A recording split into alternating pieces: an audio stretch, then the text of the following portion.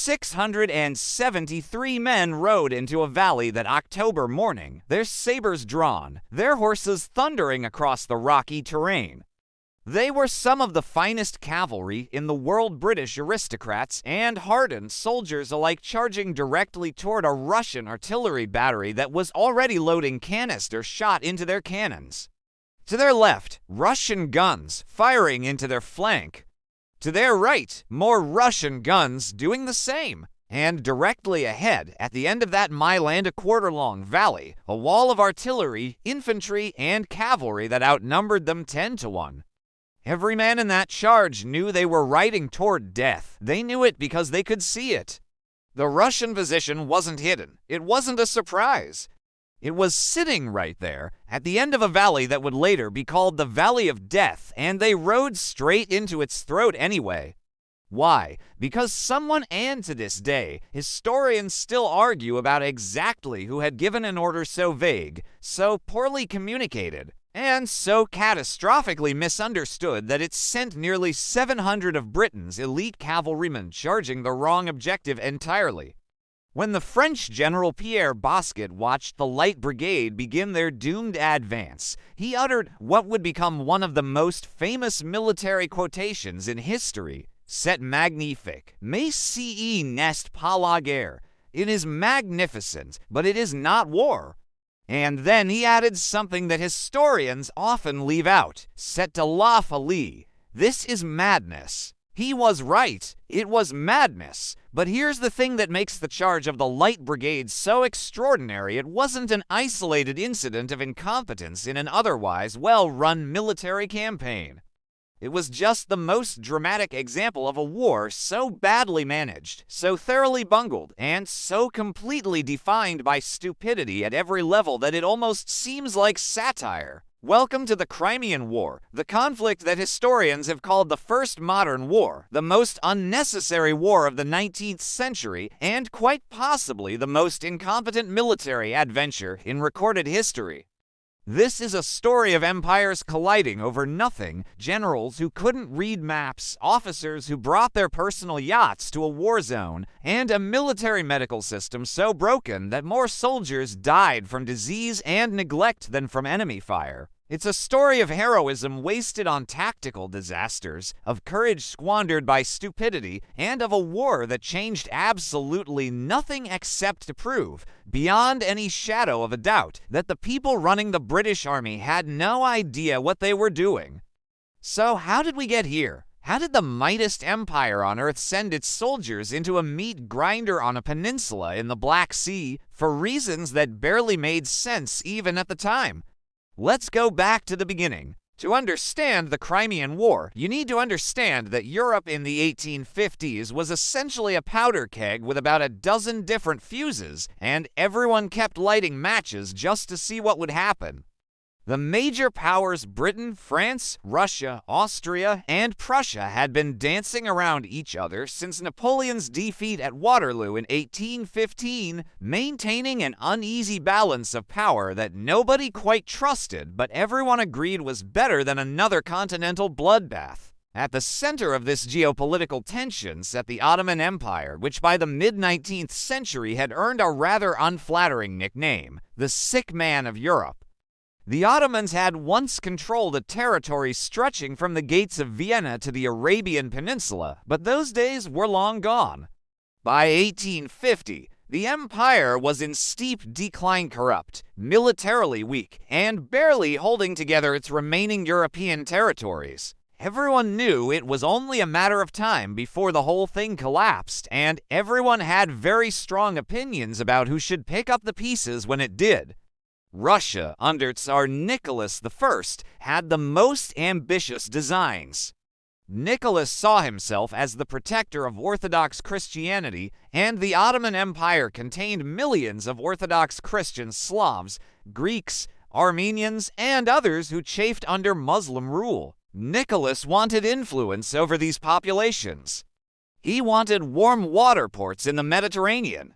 And most importantly, he wanted control of Constantinople and the straits connecting the Black Sea to the wider world. Britain, meanwhile, was primarily concerned with one thing: keeping Russia away from India. The British Empire's crown jewel was its Indian subcontinent, and anything that smelled like Russian expansion in a southerly direction triggered immediate panic in London. A Russian fleet sailing freely through the Turkish Straits and into the Mediterranean represented a strategic nightmare that British policymakers could not tolerate. France, under Napoleon, the third nephew of the original Napoleon, and desperate to prove that he was just as important, had its own dog in this fight. French Catholics had long claimed special rights to protect Christian holy sites in Jerusalem and Bethlehem, and the Ottoman Empire had been playing the French and Russian claims against each other for decades. Now, if you're sitting there thinking, wait, this sounds like a recipe for one of the stupidest wars imaginable, you're absolutely right. Because in 1853, all these competing interests came together in a dispute so petty, so absurd, and so completely unworthy of a major war that it almost defies belief. The trigger, and I am not making this up, was a fight over who held the keys to the Church of the Nativity in Bethlehem. Specifically, the question was whether Roman Catholic monks or Greek Orthodox monks should have custody of various holy sites in the Ottoman-controlled Holy Land. The Catholics, backed by France, wanted control. The Orthodox, backed by Russia, wanted the same. The Ottomans, caught in the middle, had been issuing contradictory promises to both sides for years. In February 1853, Tsar Nicholas I sent a diplomat named Prince Menshikov to Constantinople with an ultimatum: grant Russia formal protectorate rights over all Orthodox Christians in the Ottoman Empire, or face the consequences. The Ottomans, encouraged by British and French support, refused. In July 1853, Russian troops crossed the Pruth River and occupied the Ottoman territories of Moldavia and Wallachia, modern-day Romania. The Tsar assumed this would be a quick, limited operation. The Ottomans would fold, the great powers would negotiate a face-saving compromise, and Russia would come away with increased influence in the region. He could not have been more wrong. What Nicholas I failed to anticipate was the extent to which Britain and France were willing to go to war over what was, fundamentally, a Russian expansion that threatened neither of them directly. But 1853 was not a time for calm, rational assessment of strategic interests. It was a time of newspapers, public opinion, and governments that found it easier to rattle sabers than to explain to their populations why restraint might be the wiser course. In Britain, the press went berserk. Russia was portrayed as a backward, tyrannical threat to civilization. The Tsar was compared to every villain in history. And politicians who counseled caution were accused of cowardice. The British public wanted war, even though most of them couldn't have pointed to the Black Sea on a map. Napoleon III, meanwhile, saw an opportunity to cement his legitimacy. His uncle had conquered most of Europe before being brought low. Perhaps a successful war against Russia would prove that this Napoleon was worthy of the name too. Plus, standing up for Catholic rights in the Holy Land was an easy sell to French public opinion. In October 1853, the Ottoman Empire declared war on Russia. A month later, a Russian fleet caught an Ottoman squadron at anchor in the harbor of Sinope, on the Black Sea coast of Anatolia, and annihilated it. Nearly 4,000 Ottoman sailors died, and the Russian victory was overwhelming. The massacre of Sinope, as the British press immediately labeled it, was actually a fairly conventional naval engagement. The Ottomans had been caught unprepared, and the Russians had modern explosive shells that made short work of wooden ships. But in London and Paris, it was portrayed as proof of Russian barbarism and Ottoman helplessness. By March 1854, Britain and France had declared war on Russia. Now here's where the incompetence really begins, because declaring war is one thing. Actually waging war competently is another thing entirely. And the British Army in 1854 was quite possibly the least prepared military force that a great power had ever sent into a major conflict. The problem with the British Army in 1854 wasn't that it lacked brave soldiers or experienced veterans. It had both. The problem was that it hadn't fought a major European war in nearly 40 years, not since Waterloo, and in that time, it had ossified into something that barely resembled a functional fighting force. Officers purchased their commissions. That's right, they bought their ranks with money, not earned them through merit. The higher the rank, the higher the price. A colonelcy in a prestigious cavalry regiment could cost tens of thousands of pounds, a fortune that only the wealthiest aristocrats could afford. This meant that the officers commanding British soldiers in the Crimea were, by and large, rich men who had never seen serious combat and whose primary qualification was being born into the right family. The commander of the British Expeditionary Force, Lord Raglan, was 65 years old and had lost an arm at Waterloo. He was, by all accounts, a genuinely decent man, courteous, brave, and well-liked by those who knew him. He was also hopelessly out of his depth. Raglan had spent the last 4 decades as a military administrator, not a battlefield commander. He had never led an army in combat. And he had a disconcerting habit of referring to the enemy as the French, because the last time he had actually fought a war, the French had been the enemy. Imagine the confusion this caused when the French were now his allies. Below Raglan, the situation was even worse. The cavalry was divided into 2 brigades, the Heavy Brigade, commanded by General James Scollett, and the Light Brigade, commanded by Lord Cardigan. Cardigan was a wealthy, arrogant aristocrat who had purchased his way into command and who was famous throughout the army for being impossible to work with. He fought constant feuds with his officers, treated his men with contempt, and was almost universally despised. Making matters infinitely worse, the overall cavalry commander, Cardigan's direct superior, was Lord Lucan, who happened to be Cardigan's brother-in-law.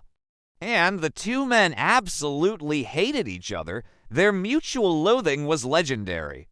They had feuded for years before the war, and being forced to work together in a combat zone did nothing to improve their relationship. So to summarize, the British cavalry in the Crimea was commanded by 2 men who couldn't stand each other, led by a force commander who hadn't fought a battle since Napoleon, and filled with officers whose primary qualification was having wealthy parents.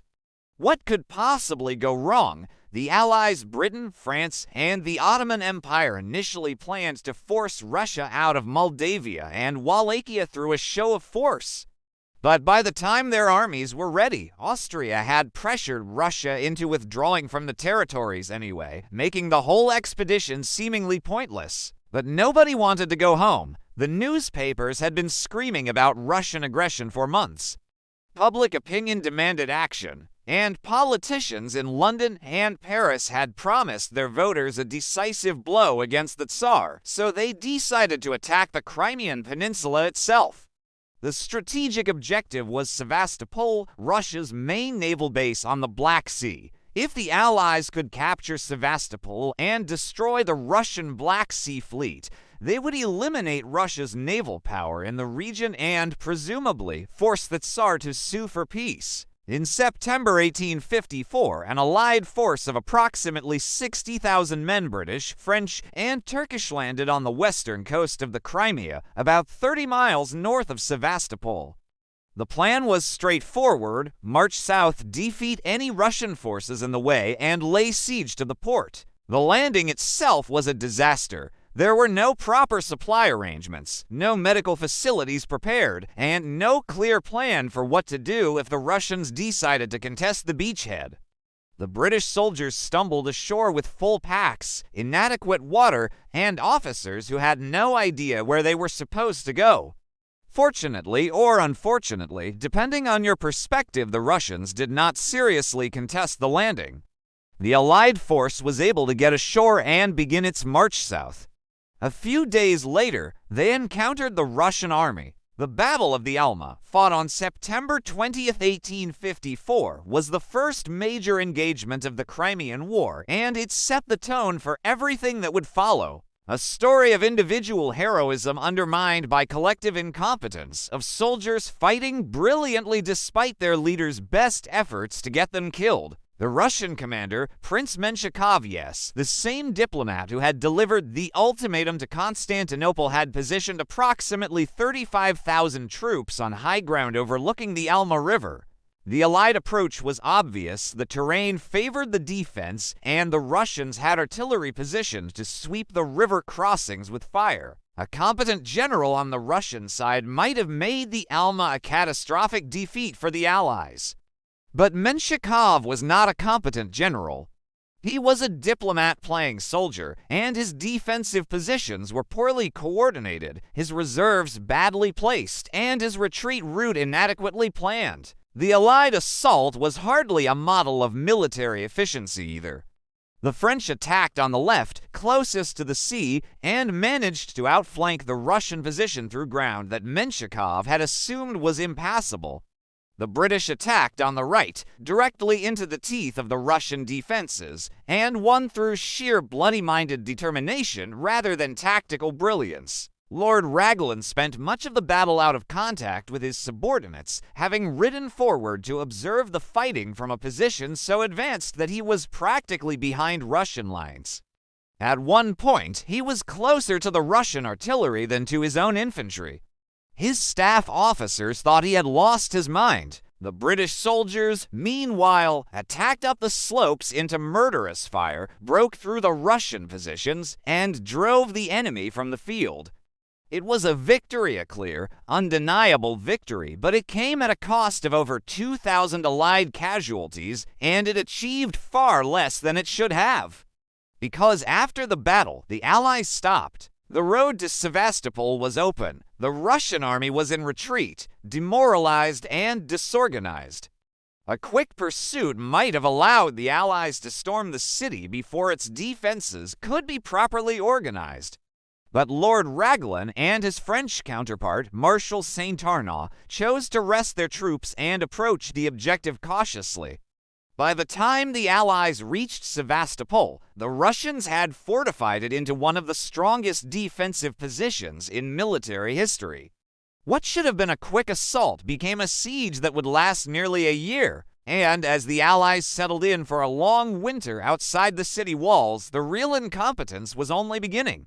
If there is a single image that captures the horror of the Crimean War, it is not the charge of the Light Brigade. It is the British camp at Balaclava in the winter of 1854-55. Balaclava was a small fishing village on the Black Sea coast that the British had commandeered as their primary supply port. In theory, it should have provided everything the army needed: food, ammunition, medical supplies, and reinforcements. In practice, it became a bottleneck of such epic proportions that soldiers starved and froze to death within sight of ships loaded with provisions. The problem was simple: nobody had planned for a winter siege. The British army had sailed to the Crimea expecting a short, decisive campaign. They had brought summer uniforms, inadequate tents, and almost no provisions for prolonged operations. When the weather turned cold and wet, the soldiers had nothing to protect them, and because the road from Balaclava to the siege lines was barely more than a muddy track, supplies couldn't be moved forward even when they did arrive at the port. Horses died by the hundreds, collapsed in the mud, and left to rot. Men who had survived Russian bullets succumbed to cholera, dysentery, and exposure. The medical facilities were so inadequate that wounded soldiers were essentially left to die in their own filth. The famous Times correspondent William Howard Russell, one of the first modern war correspondents, sent dispatches back to London that shocked the British public to its core. He described soldiers without blankets, without proper food, without medicine, lying in conditions that would have shamed a medieval army. His reports sparked outrage and eventually led to the fall of the government, but in the short term, nothing changed. The army continued to suffer, and the generals continued to send men into battles that seemed designed to maximize casualties while minimizing results. Which brings us, finally, to October 25, 1854, to a place called Balaclava, and to the most famous cavalry charge in history. The morning of October 25, 1854, broke cold and misty over the Crimean Peninsula. The British forces were stretched thin across the heights surrounding the port of Balaclava, their attention focused on the siege of Sevastopol to the north. The outer defensive line, a series of redoubts manned primarily by Turkish troops with a handful of British artillery, guarded the approaches to the vital supply port. Nobody expected a major Russian attack, but that's exactly what they got. At around 5:30 in the morning, a Russian force of approximately 25,000 men, supported by cavalry and artillery, came pouring down from the Fedaykin Heights. Their objective was clear: break through the Allied lines, capture Balaclava, and cut the British army off from its supplies. If they succeeded, the entire siege of Sevastopol would collapse. The Turkish defenders in the outlying redoubts fought bravely, far more bravely than the British would later give them credit for, but they were hopelessly outnumbered. One by one, the redoubts fell. Russian infantry overran the positions, captured the British artillery pieces that had been placed there, and began dragging the guns away as trophies. By mid-morning, the situation looked dire. The Russians had punched through the outer defenses and were advancing toward Balaclava itself. Only a thin line of British troops, the 93rd Highland Regiment under Sir Colin Campbell, along with some Turkish survivors, stood between the Russian cavalry and the port. What happened next would become one of the most celebrated moments in British military history. The 93rd Highlanders numbered approximately 550 men. They were formed in a line only to ranks deep, far thinner than the standard infantry formation, standing on a small rise about a mile from Balaclava. Bearing down on them were 4 squadrons of Russian cavalry, perhaps 400 horsemen, expecting to sweep aside this token resistance and ride straight into the port. Sir Colin Campbell, a grizzled veteran who actually knew what he was doing, rode along his line and addressed his men with characteristic Scottish bluntness. "There is no retreat from here, men. You must die where you stand." The Highlanders, equally blunt, reportedly responded, Aye, Sir Colin, we'll do that." The Russian cavalry charged. The Highlanders waited. At 300 yards, they fired their first volley. The Russian formation wavered but kept coming. At 200 yards, a second volley. This time, horses went down, riders tumbled into the dust, and the charge began to falter. The Highlanders, against all protocol, began to advance. Campbell rode among them, cursing and ordering them back into line. A retreat would be death, but so would breaking formation. The men steadied. A third volley crashed into the Russian cavalry at close range, and the horsemen broke, wheeling away from this stubborn line of red-coated infantry that simply refused to run. William Howard Russell, watching from the heights, described what he saw as a thin red streak topped with a line of steel. Other correspondents shortened this to the thin red line, a phrase that would become synonymous with British courage in the face of impossible odds. But the thin red line was just the opening act. The real drama was about to begin. With the Russian cavalry repulsed from Balaclava itself, the focus of the battle shifted to the North Valley, the space between the Fedaykin Heights and the Causeway Heights, where the captured redoubts now sat in Russian hands. The Russians had consolidated their position and were preparing to withdraw the captured British guns as proof of their victory. On the Allied side, the commanders surveyed the situation from the Sapoon Heights, a ridge overlooking the entire battlefield. Lord Raglan was there with his staff. Below and to the left, in the South Valley, the British cavalry was positioned, the Heavy Brigade under General Scollett and the Light Brigade under Lord Cardigan. At around 9 in the morning, a large force of Russian cavalry, perhaps 3,000 horsemen, crested the Causeway Heights and began descending into the South Valley, apparently intending to threaten the British position from a new direction. General Scollett, commanding the Heavy Brigade, did something that would seem suicidal on paper. He ordered his outnumbered cavalry to charge uphill directly into the advancing Russian mass. The heavy brigade numbered approximately 300 men. At that moment, the rest were still forming up behind them. 300 British cavalrymen charging 3,000 Russian horsemen. The mathematics made no sense. But Scarlett understood something that the Russians didn't expect. Momentum matters more than numbers when cavalry meet. The British heavies, Scots, Greys, Inniskillings, Dragoons crashed into the Russian formation at full gallop, their swords already swinging. The impact was devastating. What followed was 8 minutes of brutal, close quarters fighting. The Russians, caught off guard by the audacity of the charge, failed to use their numbers effectively. British reinforcements fed into the melee, hacking and slashing in a swirling mass of horses and men, and then, suddenly, the Russians broke. 3,000 cavalrymen turned and fled back over the heights, pursued by cheering British horsemen. The charge of the Heavy Brigade was one of the most stunning cavalry victories in military history. Against all odds, a small British force had routed an enemy 10 times its size through sheer aggression and superior training. And here's where things start to go terribly, horribly wrong. Lord Cardigan, commanding the Light Brigade, had watched the entire Heavy Brigade action from a position less than 500 yards away.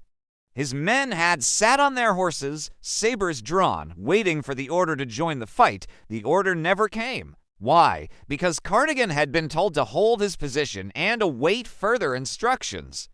And Lord Cardigan, despite his many faults, followed orders with the rigid literalism of a man more concerned with protocol than common sense. He watched the Heavy Brigade struggle against overwhelming odds, watched the Russians break and flee, and never moved a muscle. If the Light Brigade had charged into the retreating Russians, at that moment if they had pursued the fleeing cavalry and turned a victory into a rout, the Battle of Balaclava might have been one of the most complete Allied triumphs of the war. The captured guns could have been retaken, the Russian cavalry could have been destroyed. The entire enemy position might have collapsed. But Cardigan sat there, and the moment passed. The Russians rallied. They repositioned their forces along the causeway heights, and they began, visibly and deliberately, to haul away the captured British artillery pieces from the fallen redoubts. Up on the Sapoon Heights, Lord Raglan watched this happening with growing frustration. Those guns represented not just artillery, but British honor. Losing them to the enemy was unthinkable. Something had to be done. And so Lord Raglan dictated an order that would become the most controversial command in British military history. To understand what happened next, you need to understand the geography and the problem of perspective. Lord Raglan was positioned on the Sapoon Heights, looking down at the battlefield like a spectator in a theater balcony. From his vantage point, he could see everything: the North Valley, the South Valley, the Causeway Heights running between them, and the Russian positions at the far eastern end of the field. He could see the captured British guns being removed from the redoubts on the Causeway Heights. But down in the valley, at ground level, the view was completely different. The Light Brigade was positioned near the western end of the North Valley, looking east. From their perspective, they could not see the redoubts on the Causeway Heights clearly. The terrain blocked their view. What they could see, at the far eastern end of the valley, was a massive Russian artillery battery. Behind the guns were Russian cavalry and infantry in significant numbers. Between the Light Brigade and those Russian guns was approximately 1.25 miles of open ground of valley, with artillery positioned on both the northern and southern ridges, creating what military historians would later call a perfect killing ground. Lord Raglan dictated his order to his quartermaster general, Richard Airy, who wrote it down. Lord Raglan wishes the cavalry to advance rapidly to the front, follow the enemy, and try to prevent the enemy carrying away the guns. Troop of horse artillery may accompany. French cavalry is on your left. Immediate. Read carefully. The order seems clear enough. Advance. Stop the enemy from taking the guns. Use the horse artillery for support. Raglan was referring to the guns on the Causeway Heights, the ones being dragged away from the captured redoubts. But the order contained a fatal flaw. It didn't specify which guns. The order was carried by Captain Louis Nolan, a cavalry officer who was widely considered one of the finest horsemen in the British Army. Nolan was passionate about cavalry tactics, had written books on the subject, and was openly contemptuous of what he saw as the timidity and incompetence of the British cavalry commanders in the Crimea. He particularly despised Lord Lucan, the cavalry division commander, and Lord Cardigan, the light brigade commander. Nolan believed they had squandered multiple opportunities during the campaign through excessive caution and rigid adherence to orders that should have been ignored in favor of tactical initiative.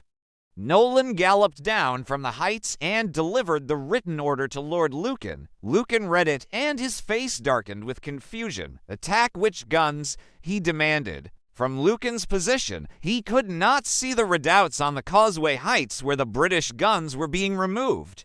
What he could see, looking straight down the North Valley, was the Russian artillery battery at the far end, the one surrounded by enemy troops, the one that would require riding through a crossfire of death to reach. Nolan, apparently either misunderstanding Raglan's intent or simply too contemptuous of Lucan to explain properly, made a vague gesture toward the east and snapped, "There, my lord, is your enemy. There are your guns." What Nolan meant by that gesture, whether he was pointing at the Causeway Heights or at the valley, has been debated by historians for over a century and a half. Some believe Nolan understood Raglan's order and was pointing toward the redoubts. Others think he genuinely believed the Light Brigade was meant to attack the main Russian battery. Still others suggest he was so frustrated with Lucan's hesitation that he simply made an impatient gesture without caring what it meant. Whatever his intention, Lucan interpreted the gesture as pointing down the valley toward the Russian guns at the far end. Toward what any sane cavalry officer could see was a death trap. Lucan was appalled. But he was also a man who followed orders, especially when they came directly from the army commander. If Lord Raglan wanted the Light Brigade to charge straight into the mouth of hell, then that was what would happen. He rode to Lord Cardigan and delivered the order. Cardigan, to his credit, immediately saw the insanity of what was being proposed. "Certainly, sir," he said, in a tone dripping with sarcasm. "But allow me to point out to you that the Russians have a battery in the valley in our front, and batteries and riflemen on each flank." Lucan replied, "I know it. But Lord Raglan will have it. We have no choice but to obey." Cardigan saluted stiffly. Whatever his faults, and they were many, he was not a coward. If the order was to charge, he would lead the charge personally. He turned his horse and rode to the front of his brigade. The Light Brigade that morning consisted of approximately 673 men, divided into 5 regiments, the 4th and 13th Light Dragoons, the 17th Lancers, and the 8th and 11th Hussars. They were among the best-trained cavalrymen in Europe, veterans of years of peacetime drilling and practice. They sat on their horses in perfect formation, waiting for the order. Cardigan positioned himself at the head of the first line. He drew his sword, and at approximately 11:10 in the morning, he gave the command. "The brigade will advance. Walk, march, trot." The Light Brigade began moving forward, their horses picking up speed as they descended into the valley. Behind them, Lord Lucan led the heavy brigade in support, though he would pull back after the first few hundred yards, realizing that sacrificing both brigades to this madness would accomplish nothing. Ahead, the Russian gunners watched with something approaching disbelief. A single brigade of cavalry, perhaps 700 men, was trotting directly toward a fortified artillery position, making no attempt to take cover or use the terrain. The Russian officers assumed it must be some kind of feint, a distraction to cover a larger attack elsewhere. When they realized it was genuine, when they understood that the British were actually going to charge straight into their guns, they opened fire. The first shells began landing among the Light Brigade when they were still nearly a mile from the objective. Men and horses went down. Gaps appeared in the neat lines.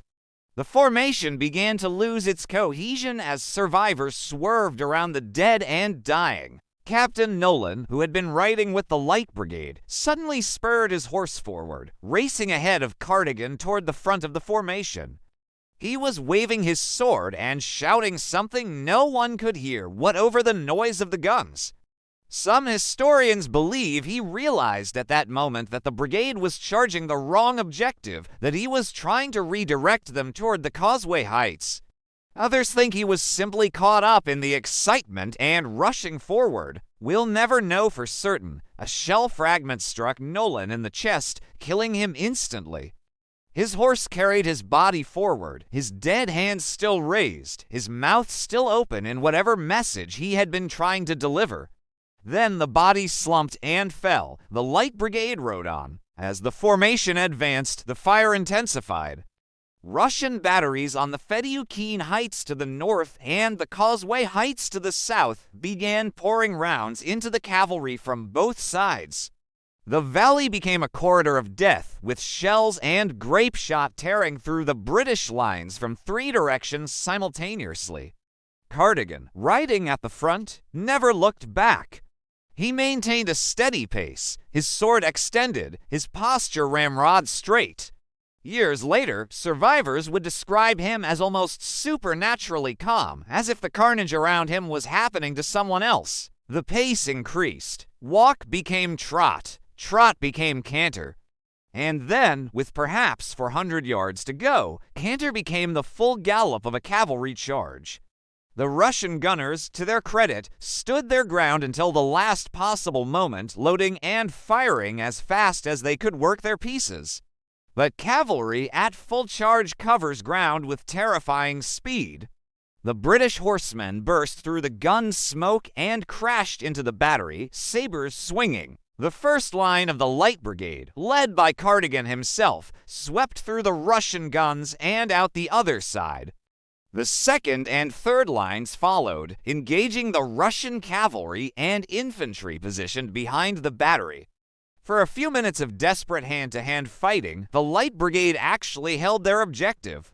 They had done it. They had charged 1.25 miles through devastating crossfire and captured the guns. And then they realized that nobody was coming to support them.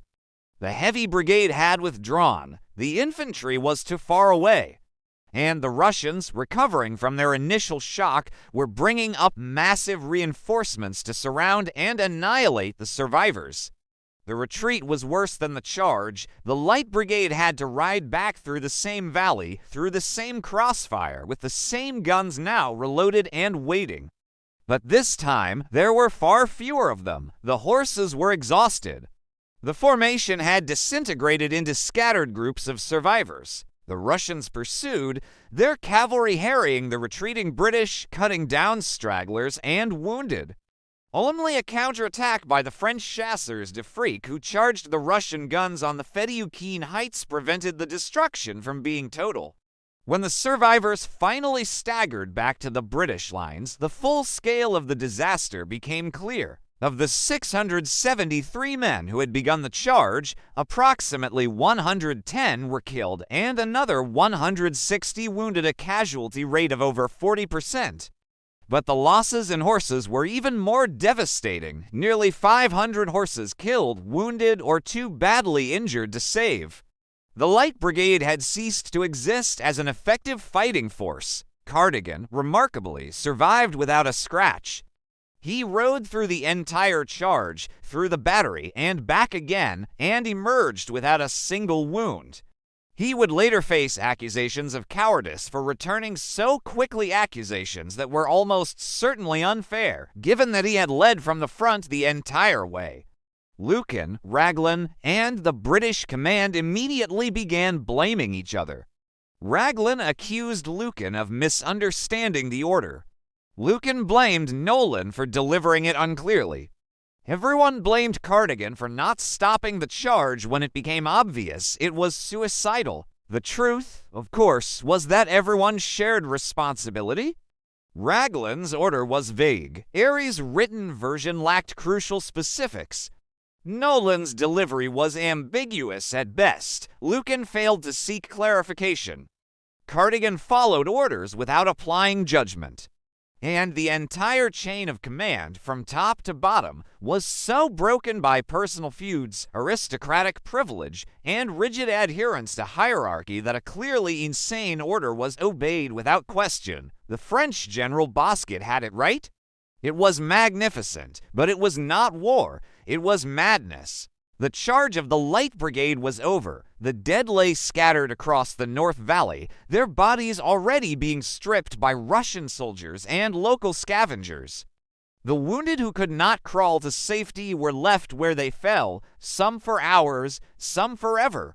And the British Army, having just witnessed one of the most spectacular military blunders in its history, did what it always did in the Crimea. It carried on as if nothing fundamental needed to change. Because here's the thing about the Crimean War that makes it so infuriating to study: the incompetence wasn't limited to a single disastrous cavalry charge. The charge was just the most dramatic symptom of a disease that infected the entire British military establishment. And that disease would kill far more soldiers than Russian guns ever did. Within weeks of Balaclava, the British Army began dying. Not from enemy action, but from something far more preventable: complete and total administrative collapse. The winter of 1854-55 descended on the Crimea with brutal force, and the British Army was utterly unprepared to meet it. Soldiers who had arrived in summer uniforms were still wearing those same clothes as temperatures plummeted and snow began to fall. The tents that had been adequate for a short autumn campaign became death traps when the wind howled across the peninsula.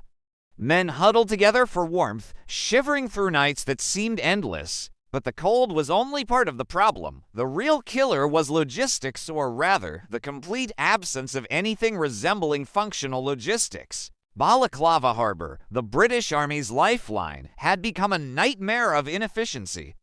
Ships arrived loaded with supplies: food, medicine, clothing, ammunition, everything the Army desperately needed. And then those supplies sat on the docks, rotting, while soldiers a few miles away starved and froze. Why? Because nobody had organized transport. Because the roads were impassable. Because the pack animals had died. Because the entire system of military supply had been designed for peacetime parades, not actual war. The absurdity reached almost comical proportions. One famous account describes a shipment of boots arriving at Balaclava, thousands of boots, desperately needed by soldiers whose footwear had disintegrated in the mud. But when the crates were opened, they discovered that every single boot was for the left foot. The right boots were on a different ship. That ship had sunk. Another shipment contained winter clothing that had been packed so tightly and stored so carelessly that it had rotted before reaching the soldiers. Medical supplies arrived without anyone qualified to distribute them. Food spoiled in warehouses, while men subsisted on hard biscuit and salt pork that was sometimes literally green with age.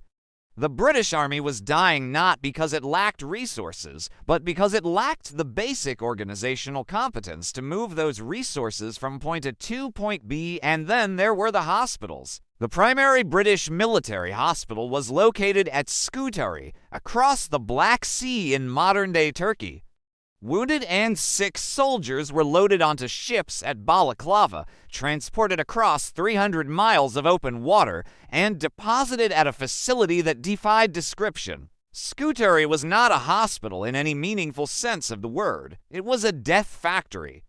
The building itself, a former Turkish barracks, was massive but decrepit, its halls dark and poorly ventilated.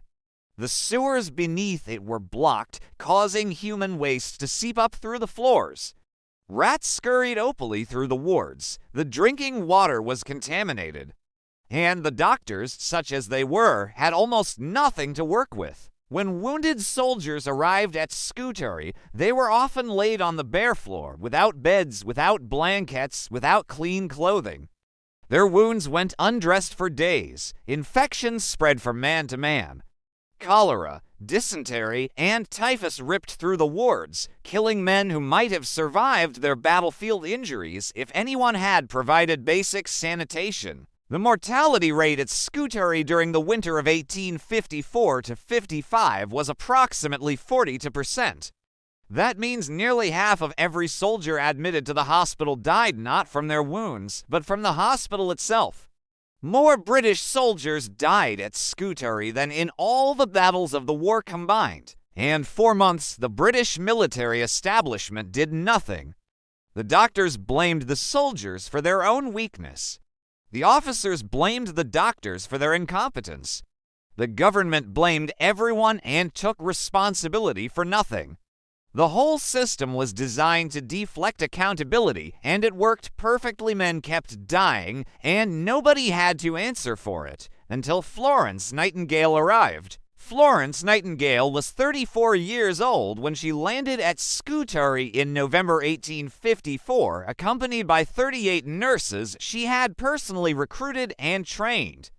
She was not a soldier, not a doctor, not anyone the military establishment was inclined to take seriously. She was a woman, and in 1854, women were expected to stay home, manage households, and leave serious matters to men. But Nightingale had connections. Her friend Sidney Herbert was the secretary at war, and he had personally asked her to take charge of nursing at the military hospitals. She arrived with official authorization, government funding, and a will of iron that the hidebound military bureaucracy had never encountered before. What she found at Scutari horrified her, but horror did not paralyze Florence Nightingale, it galvanized her. Within weeks, she had transformed the hospital. She requisitioned supplies that had been sitting unused in warehouses. She hired local workers to clean the wards, unblock the sewers, and whitewash the walls.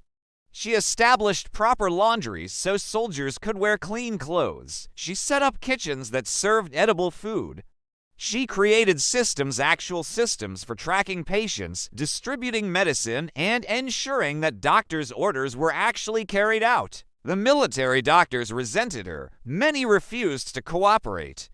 Some actively sabotaged her efforts. They saw her as an interloper, a civilian, and worst of all, a woman who presumed to tell them how to do their jobs. But Nightingale had something they lacked: the support of public opinion back home. William Howard Russell's dispatches from the Crimea had shocked the British public, and Nightingale became the symbol of reform. Letters poured in supporting her work. Donations flooded her organization. And politicians, sensing which way the wind was blowing, began applying pressure to the military to cooperate with her. By spring 1855, the mortality rate at Scutari had dropped from 42% to around 2%. Florence Nightingale had saved more British soldiers than any general in the war. But here's the part of the story that often gets forgotten. Nightingale herself initially didn't understand why her reforms worked. She believed, like most people of her era, that disease was caused by miasmas of bad air, foul smells, general filthiness. She cleaned the hospital because she thought cleanliness prevented bad air. It wasn't until years later, when germ theory became accepted, that anyone understood the real reason. Nightingale's sanitation measures had eliminated the bacteria and parasites that were actually killing the soldiers. She had stumbled onto the right answer for partially wrong reasons, but the results spoke for themselves, and the Crimean War, for all its disasters, would ultimately produce one lasting positive legacy: the birth of modern military medicine and the professionalization of nursing. Florence Nightingale returned to Britain as a national hero and spent the next 50 years revolutionizing healthcare around the world. It was, perhaps, the only good thing to come out of the entire bloody mess.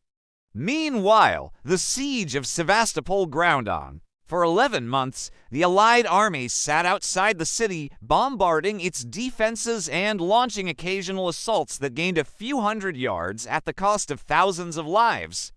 The Russians, led by brilliant engineers like Edward Toddleman, had transformed Sevastopol into one of the most heavily fortified positions in military history. Every time the Allies breached a wall, the Russians built another one behind it. Every time an assault gained ground, a counterattack drove it back. The battles of 1855 read like a catalogue of futility.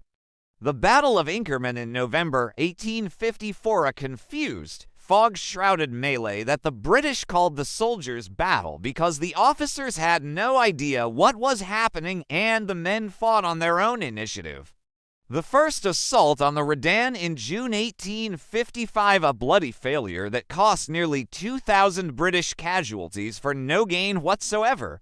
The second assault on the Redan in September, an even bloodier failure that finally convinced the British commanders that maybe, just maybe, frontal assaults against prepared defenses weren't working. The French, to their credit, were marginally more competent. Their assault on the Malakoff Redoubt in September 1855 actually succeeded, capturing the key position that made the Russian defense of Sevastopol untenable. The Russians evacuated the city that night, blowing up what remained of their Black Sea fleet and retreating to the north side of the harbor. Sevastopol had fallen. The Allies had won. And absolutely nobody felt like celebrating. The victory had taken a year longer than anyone expected, cost hundreds of thousands of lives on both sides, and achieved objectives that could probably have been secured through diplomacy. The great powers were exhausted, their treasuries depleted, their populations increasingly questioning what the whole thing had been for. Tsar Nicholas I had died in March 1855, worn down by the stress of a war that was exposing all the weaknesses of his regime. His successor, Alexander II, wanted peace. So did Napoleon III, whose dreams of military glory had curdled into nightmares of casualty lists. And Britain, which had started the war with such enthusiasm, was now governed by Lord Palmerston, who understood that continuing the fight would accomplish nothing except more killing. In March 1856, the Treaty of Paris officially ended the Crimean War. The terms of the peace were, in retrospect, almost laughably inadequate to justify the carnage that had preceded them. Russia agreed to give up its claims to protect Orthodox Christians in the Ottoman Empire, the issue that had supposedly started the whole conflict. The Black Sea was demilitarized, meaning neither Russian or the Ottoman Empire could maintain a naval fleet there. Russia returned some territory it had captured at the mouth of the Danube, and everyone agreed to guarantee the territorial integrity of the Ottoman Empire, a promise that would be broken repeatedly over the following decades. That was it. Hundreds of thousands of dead, billions in treasure spent. The most powerful empires on Earth had battered each other for nearly 3 years. And the result was a treaty that preserved essentially the status quo ante bellum, the situation as it had existed before the war. The Ottoman Empire was still the sick man of Europe. Russian expansionism was delayed, not stopped. The balance of power that everyone had fought to preserve would collapse anyway within a generation. And the fundamental questions about nationalism, imperialism, and great power competition that had underlain the conflict would explode again in 1914, triggering a war that would make the Crimea look like a skirmish. The Crimean War changed nothing except, perhaps, the way people thought about war itself. Because here's what the Crimean War actually accomplished. It destroyed the romantic mythology that had surrounded military conflicts since the Napoleonic era. Before the Crimea, war was still imagined as a glorious enterprise, a test of national character, a forge of heroes, an adventure that brought out the best in men and nations. The generation that had grown up on stories of Waterloo and Trafalgar believed that war was terrible but noble, that sacrifice had meaning, that the fallen died for something worth dying for. The Crimea shattered those illusions. For the first time, war correspondents like William Howard Russell reported the truth about what modern combat actually looked like. Not just the charges and the heroism, but the mud and the disease and the bureaucratic incompetence. The British public read about soldiers freezing to death in sight of supply ships, about wounded men abandoned on battlefields, about officers who cared more about their personal feuds than the lives of their troops. Photography, too, played a role. Roger Fenton's images from the Crimea were carefully sanitized, no corpses, no gore, nothing that might disturb Victorian sensibilities, but they still conveyed the bleakness and squalor of the campaign. For the first time, people at home could see what a war zone actually looked like, rather than imagining the neat formations and dramatic cavalry charges of paintings. And then there was Tennyson's poem. The charge of the Light Brigade is often read as a celebration of military courage, and it is that. But it's also something more subversive. Someone had blundered. Tennyson wrote a line that was considered so controversial that some early editions removed it. The poem acknowledges, right there in its most famous verses, that the heroism of the soldiers was wasted by the stupidity of their commanders. There's not to reason why, there's but to do and die. Is that a celebration of obedience? Or is it an indictment? Tennyson lets the reader decide. But the very fact that the question could be asked represented a profound shift in how British society thought about military authority. The legacy of the Crimean War rippled forward through history in ways both obvious and subtle. The obvious legacies are well documented. Military medicine was reformed, not just in Britain but across Europe, as governments realized that disease and neglect were killing more soldiers than enemy action. The role of the press in wartime was established permanently. Never again would governments be able to fight wars in secret without public scrutiny. And the professionalization of military administration began, slowly replacing the aristocratic patronage system with something resembling meritocracy. But the subtler legacies are perhaps more important. The Crimean War was the first modern war, not because of its technology, though it did feature some innovations like the telegraph and railways, but because of its pointlessness. Previous wars, whatever their costs, had been fought for concrete objectives: territory, succession, trade, survival. The Crimean War was fought for abstractions, influence, prestige, the balance of power, and when it was over, no one could quite explain what had been gained. This would become the template for modern conflict. The wars of the 20th century would be fought on scales that would have horrified the generals of the Crimea, but they would share that same quality of abstraction, that same gap between the sacrifice demanded and the results achieved. The trenches of the Western Front, the jungles of Vietnam, the deserts of Iraq, all of them echo with the same question that the survivors of the Light Brigade must have asked themselves. What was it for? There is a valley in the Crimea near the town of Balaclava where the grass grows green over ground that once ran red with blood. If you visit today, you can stand at the western end of the North Valley and look east toward the heights where the Russian guns once waited. It's not a long distance, a mile and a quarter, maybe a little more. You could walk it in 20 minutes. A horse at full gallop could cover it in perhaps 2.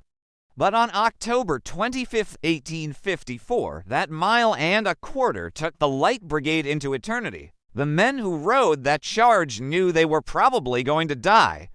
They could see the guns. They could see the crossfire waiting for them on both flanks. They could see that no sane military commander would order what they were being ordered to do. And they went anyway, not because they were stupid. Not because they didn't understand the danger, but because they trusted the system. They trusted that somewhere up the chain of command, someone knew what they were doing. They trusted that orders wouldn't be given unless there was a reason. They trusted that their sacrifice would mean something. That trust was misplaced. The order was a mistake. The sacrifice was meaningless, and the men who made it were betrayed not by the enemy, but by their own leaders. That is the true lesson of the Crimean War. Not that war is hell, everyone knows that. Not that soldiers are brave, that has never been in question. But that the people who send young men to die have a sacred obligation to know what they're doing, to communicate clearly, to put competence above ego and prudence above glory. The Crimean War was the most incompetent war in history because it violated that obligation at every turn. From the diplomatic blundering that started it, to the strategic confusion that prolonged it, to the administrative chaos that multiplied its casualties, to the petty feuds that produced the charge of the Light Brigade, the entire conflict was a masterclass in how not to wage war. And the soldiers paid the price. They always do. They'll pay the price.